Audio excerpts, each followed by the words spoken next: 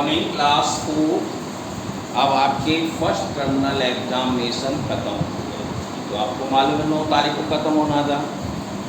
अब आपको क्या करना है, पहली जो सीटें आपकी सभी पेपर की हैं वो 12 तारीख को यहाँ पर 9 बजे आकर जमा करनी पड़ेगी। दूसरा, आप अपना पिछले साल का रिपोर्ट कार्ड थर्ड वाला ले जाएंगे, लेकिन उसके साथ जब आप आएंगे कॉपी जमा करने के लिए तो फीस कार्ड जरूर लाएंगे। कौन सा? पिछला वाला जो 19-20 का था, और आपकी मार्च तक की फीस पूरी जमा होनी चाहिए। यदि वो फीस नहीं जमा है तो आप उसको जमा कराएं। बुकें नहीं है, बुकें खरीद लें, क्योंकि सेकंड टर्मिनल की पढ़ाई शुरू कर दी जा रही है। अब ये परीक्षा आपकी नवंबर और दिसंबर में होगी, ये तो आपको मालूम है, जिससे चल रहा था उसी तरह से चलेगा। अब उसके लिए आपको क्या करना है, तो अभी तक जो दिन बच रहे हैं आपके ऑनलाइन में चल रहे हैं वो आप ऑनलाइन पढ़ाई करते रहे, फिर ऑफलाइन स्कूल खुल जाएगा।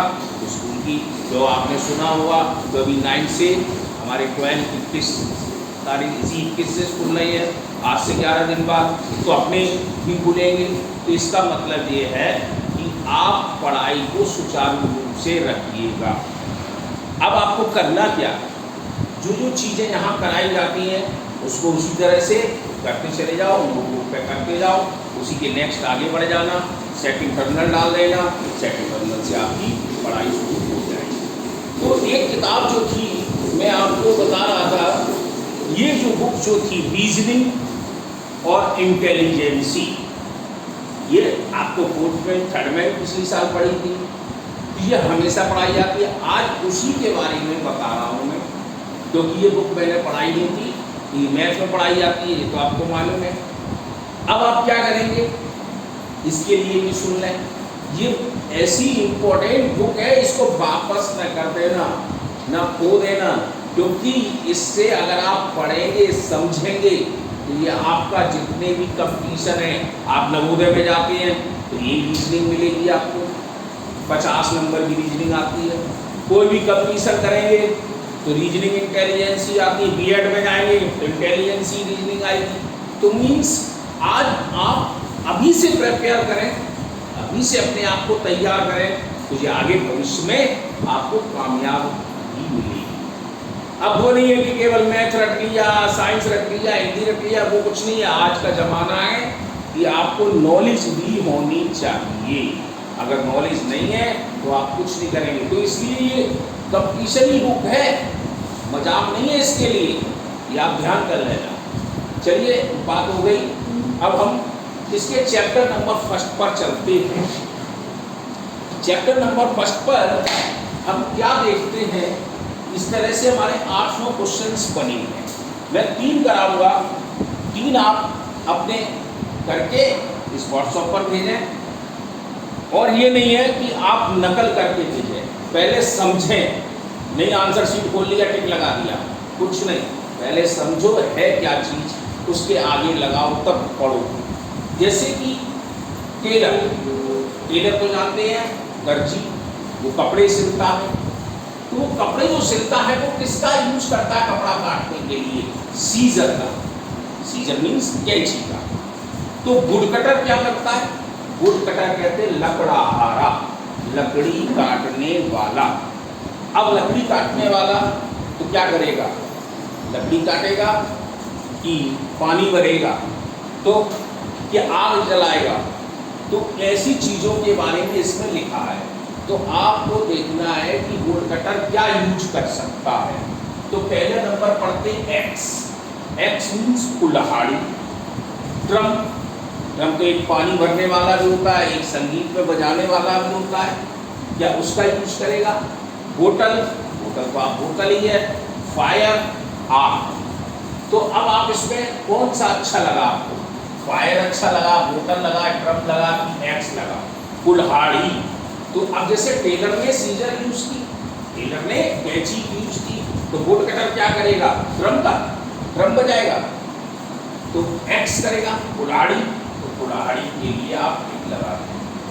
मतलब मतलब टेलर ने कैंची यूज की तो लकड़हारे ने कुल्हाड़ी का यूज किया।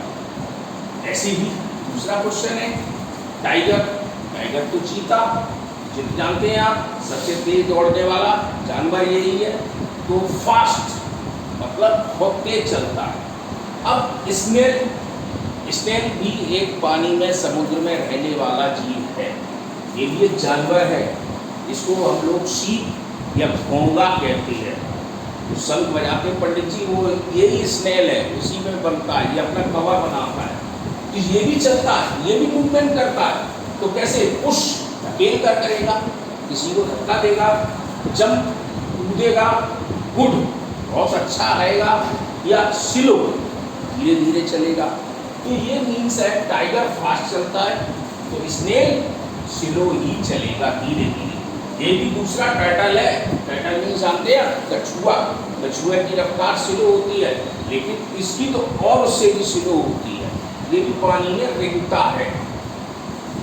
तीसरा क्वेश्चन है फुटबॉल स्क्वायर होती है। डाइस जो आप लोग लूडो खेलते हैं वो कैसा होता है?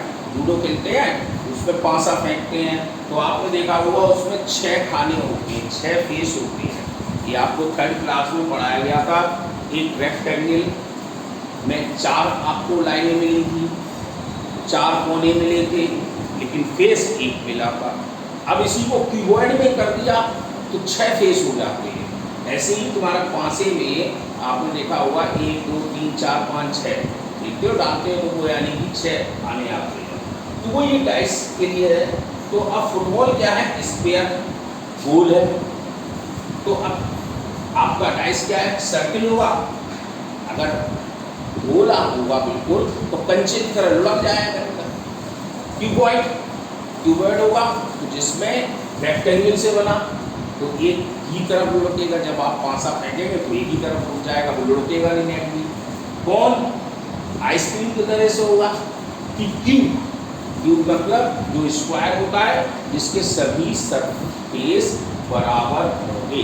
तो हमारे पास इसका क्यूब ही सबसे बेटर रहा, क्योंकि जो हमारा डाइस था वो हमारा क्यूब में ही रहेगा, जिसके 6 फेस पूरे सेम होंगे, एक साइड के साइज शेप सभी बराबर होती हैं, तो क्यूब की। तो इस तरह 3 क्वेश्चन हुए। बाकी क्वेश्चन आप इसको पढ़ें और इसको इस पर भेज दें। तो आपको इतना करना है